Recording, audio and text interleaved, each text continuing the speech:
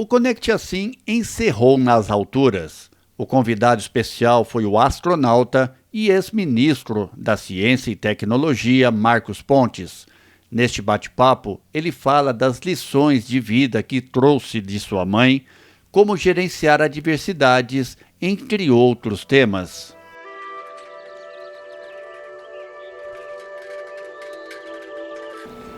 Eu acho que resume naquelas coisas que a minha mãe me falou lá atrás. Um momento lá em Bauru que eu queria ser piloto e o pessoal me falou assim: piloto é coisa impossível para você, isso é só para filho de rico, né? E aí eu cheguei em casa, ela olhou bem para mim com os olhos azuis, ela falou assim: olha, você pode ser tudo o que você quiser na vida, desde que você estude, trabalhe, persista e sempre faça mais do que esperam de você.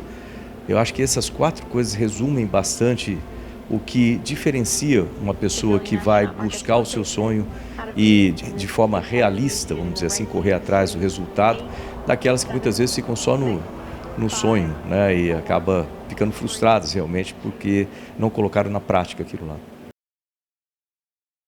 Olha, realmente, são algumas, vamos chamar assim, eu não gosto de me chamar desse nome, são algumas bandeiras que eu defendo e sempre defendi minha vida inteira e continuo agora também como pré-candidato a deputado federal, que é educação, ciência e tecnologia como base, um tripé que sustenta o desenvolvimento, né?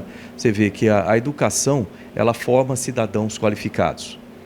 A ciência resolve problemas, busca soluções, que a tecnologia transforma isso em novas empresas, novos produtos, novos serviços, novos empregos que empregam as pessoas qualificadas pela educação. E esse ciclo virtuoso foi usado em todos os países desenvolvidos para que eles chegassem no ponto que eles estão e se mantivessem lá. O que eu vejo na nossa educação hoje em dia é o seguinte: primeiro, na minha época, na nossa época, né, o pessoal fala assim, a educação pública era melhor que tinha. Lembra que era difícil para entrar nas escolas, tinha que fazer prova de admissão, teste de admissão.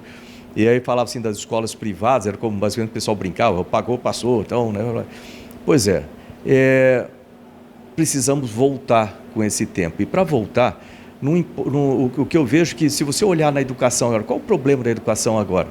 Olha, ela não teria nenhum problema se ela fosse lá em 1960, 1970, quando nós estudamos. Agora, o planeta, vamos dizer assim, a tecnologia fez uma série de mudanças no planeta, nós vivemos num tempo diferente, e aquele mesmo tipo de educação, hoje, ela não tem o mesmo impacto, a mesma atratividade para os alunos.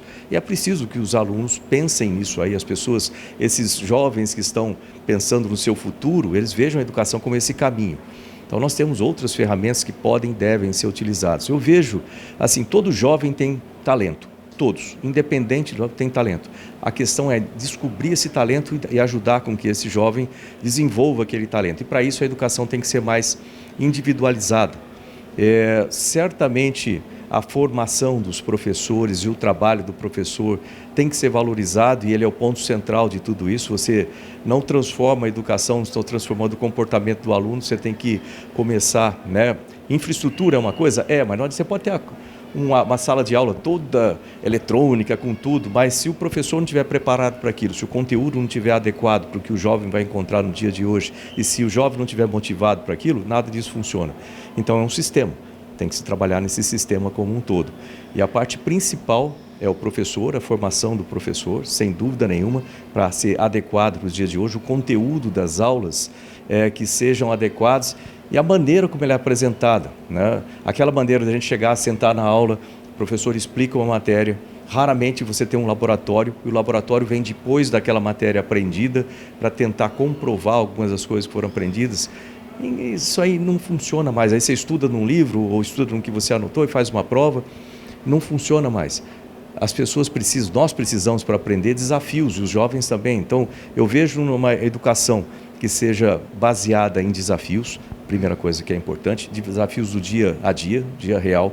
Hoje eles têm uma série de ferramentas para buscar soluções, ela tem que ser transversal, ela tem que trabalhar com várias disciplinas ao mesmo tempo, e que o professor ele funcione para dar base, né, para que essa pesquisa seja feita da maneira adequada, e muitas outras possibilidades que podem ser feitas aí para frente com realidade virtual e muitas outras coisas que podem e devem ser aplicadas dentro da educação. Então eu poderia passar um tempão falando que eu vou parar por aqui, mas tem muita coisa importante e interessante. Essa como toda tecnologia, ela tem que ser bem aplicada para que ela tenha resultados positivos. O metaverso, ele pode, sem dúvida nenhuma, ajudar. Agora, ele tem que ser feito da maneira correta. A aplicação dessa tecnologia tem que ser feita da maneira muito pensada e muito correta. Ela tem que ser introduzida aos poucos, em que o conteúdo vai sendo testado aos poucos. Permite, sem dúvida nenhuma, acoplado a uma inteligência artificial, permite a individualização da educação, ou seja, você, vamos dizer, entrar num mundo virtual que dê uma certa excitação para os seus talentos, né, que você consiga ir determinando a partir dali, utilizar e ser desafiado, né, para crescer cada vez mais aquilo ali, descobre os pontos fracos, os pontos fortes, aqueles pontos fracos que são necessários para a vida, estão dentro, vamos dizer assim, daquela área crítica que todos precisam saber, elas precisam ser corrigidos e incentivados. Aqueles talentos que a pessoa tem precisam ser motivados para que ela cresça naquela área, mas sem dúvida nenhuma é uma tecnologia que tem que ser utilizada com parcimônia, como todas elas. No começo eu acho que vale a pena fazer testes gradualmente, primeiro com escolas piloto, para que sejam utilizadas isso, com a comparativo, um método muito científico, vamos chamar assim, um comparativo com aquelas outras que têm um currículo semelhante, mas que não utilizem essa ferramenta, para você ver o efeito da ferramenta positivo ou negativo naquilo ali. É necessário que nós desenvolvamos todas as tecnologias possíveis, mas toda vez que você trata de ser humano é igual testar um remédio, né? Você tem que fazer com muito cuidado, muito critério. A definição de sucesso é um tanto... você precisa pensar muito bem, porque cada um tem uma visão do que aquela pessoa pensa como sucesso, ou atribui ao sucesso. Você pode pensar numa pessoa, vamos dizer assim, colocar no extremo, não, para mim a melhor vida, para mim é ficar no topo de uma montanha, morando numa casinha assim e meditando o tempo todo. Pode ser que para outra pessoa seja ter uma casa gigantesca na beira da praia, lá na Califórnia, e ter 20 carros, aquela coisa, atribua o sucesso ao seu poder aquisitivo, né?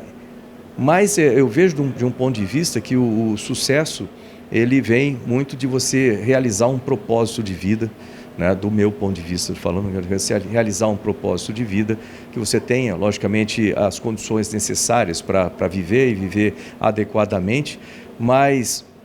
Quando você vê muitas coisas que hoje em dia, por que estou falando tudo isso, me parece muito efêmero, né? Você falar assim, o sucesso é ter 15 mil likes em alguma coisa, isso não reflete para mim o que é um sucesso, né? Eu acho que as coisas precisam ser mais solidificadas, aquelas coisas que são mais perenes, em que você vai construindo sobre uma plataforma muito bem assentada. E para isso, de novo, o pessoal fala que eu falo muito de educação, mas não dá para fugir do tema. O sucesso tem que ser acoplado a uma formação sólida, a educação entra diretamente nisso, focada num objetivo, numa visão do seu futuro, né, em que a educação ela serve como uma ferramenta para você ir atingindo cada um dos seus objetivos estratégicos, né, na vida. E aí sim, aí você tem vamos dizer assim, alguma coisa sólida para trabalhar, porque senão as coisas ficam muito... Nesse momento você tem sucesso, vamos chamar assim, esse tipo de sucesso efêmero. Amanhã você não tem mais, assim. Então é uma coisa muito estranha. Você vê que muitas pessoas que chegam à fama muito rápido, às vezes caem muito rápido, porque não construíram, vamos dizer assim, uma base sólida para se manter ali. Chegar muitas vezes não é mais difícil do que ficar. Olha, depende um pouco do tipo de ambiente que você tem, né? Mas traduzindo, vamos dizer, para termos gerais, quando você pensa numa operação de uma espaçonave, por exemplo, ela é uma operação que trabalha com limites muito estreitos, com condições muito críticas, né? Por exemplo, em termos de aceleração, vibração, temperaturas, variações de pressão e etc., que de um momento para o outro você pode passar de uma situação muito tranquila para uma situação extremamente crítica, com falha de algum sistema crítico da operação, da espaçonave e assim por diante. Por isso, essa preparação, ela vem, novamente, né?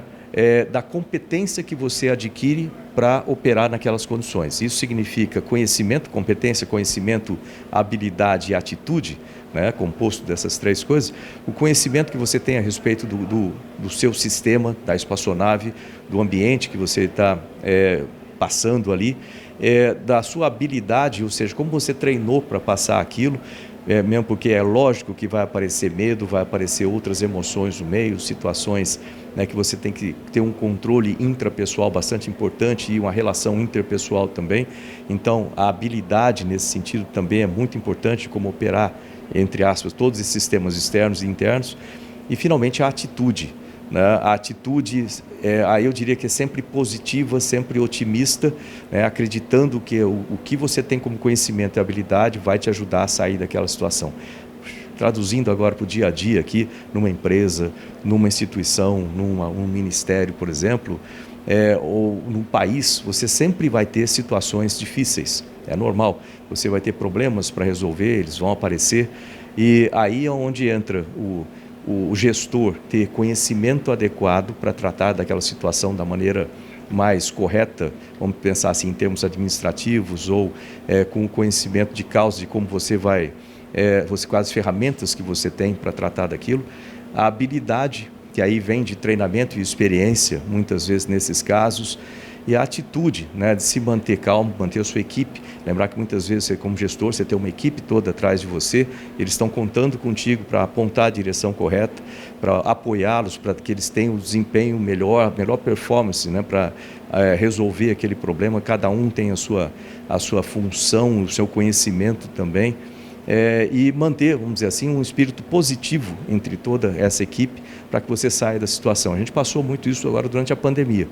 E o Ministério de Ciência, Tecnologia e Inovações, ele tem uma função central, né, do desenvolvimento de novos produtos, serviços, de soluções, né, para resolver problemas como testes diagnósticos, como ventiladores pulmonares, como novos remédios, novas vacinas e etc. E tudo isso tem que ser feito sob um grande estresse, né? E tudo isso, tipo assim, eu tenho orgulho de dizer que a minha equipe lá no Ministério cumpriu isso aí, a gente teve resultados magníficos graças a esse tipo de preparação, e eu digo que a preparação da NASA e de outras experiências que eu já tive na vida me ajudaram muito para isso. O Ministério, em 3 anos e 3 meses que eu estive à frente do Ministério, ele fez mudanças no sistema de ciência, tecnologia e inovações do país, mudanças de décadas. Nós resolvemos, aliás, algumas de centenas de anos. Você pensar em vacina, a primeira vacina em 1796, até esse ano, quando o Brasil passa a ser independente na produção de vacina, a gente está falando aí de quê? Fazer conta assim, 226 anos, né? Acho que é isso aí. Ou seja, nós resolvemos problemas de décadas lá, problemas de quilombolas de 36 anos de ter titulação de terra, nós resolvemos. Problemas de 34 anos de o Brasil não ter uma separação, uma segregação da fiscalização da execução no programa espacial, no programa nuclear, resolvemos. Problemas dali do Centro Espacial de Alcântara, de não ter um acordo de salvaguardas tecnológicas por 20 anos, resolvemos também. Problemas de 15 anos, o Brasil não tem um Instituto Nacional do Mar, com um país do tamanho do nosso, de um litoral do tamanho do nosso, 15 anos resolvido, 13 anos para a gente ter a participação do Brasil no CERN, né, na Organização Europeia de Pesquisa Nuclear, o maior colisor de partículas, acelerador de partículas do planeta, 13 anos de enrolação lá, resolvemos o problema. E assim vai, um satélite no espaço, desde 2017, conectando 12 pontos, tendo a possibilidade de conectar 50 mil pontos. Né? Quando eu entreguei o Ministério das Comunicações, já estava com 12 mil pontos conectados, mais de 2.500.000 crianças conectadas. Ou seja, nós resolvemos problemas, grandes projetos nós resolvemos. E tem muitas outras coisas acontecendo, né? Remédios, por exemplo, agora o Brasil está reduzindo a dependência no desenvolvimento de remédios, da mesma forma que somos independentes agora no desenvolvimento de vacinas. E tudo isso é feito graças a um trabalho sério de gestão, com uma equipe muito boa de gestão. Então, eu diria que o balanço foi muito positivo, nós mudamos o cenário da ciência, tecnologia e das inovações do país, também das comunicações, com o PL 79, que passou para as telecomunicações de concessão para autorização, para ter mais investimento no país. E isso tem sido feito, né? Inclusive o pessoal falava, eu mesmo reclamei muito de orçamento, então eu deixei o Ministério já com o orçamento equacionado, né? Com 3 fontes de orçamento. A fonte normal da União, a fonte de investimento externo, que hoje a gente mudou o paradigma do investimento em ciência e tecnologia, empresas privadas, por exemplo, podem investir em projetos do Ministério, e a liberação do FNDCT, que isso é um marco também para a ciência. A gente está falando de mais de 5 bilhões a mais de investimento em ciência, tecnologia e inovação do país por ano, né? Então, eu acho que um balanço é muito positivo. Algumas coisas que ficam pendentes, ou seja, essas coisas são relacionadas à regulação, à legislação, à necessidade de melhoria de tudo isso. E a melhor maneira de solucionar essas coisas, vamos dizer assim, meu pai falava que eu soltava o rojão e corria atrás da vara, né? Que era a minha mania mesmo fazer isso aí, não deixar as coisas em aberto, ponta solta.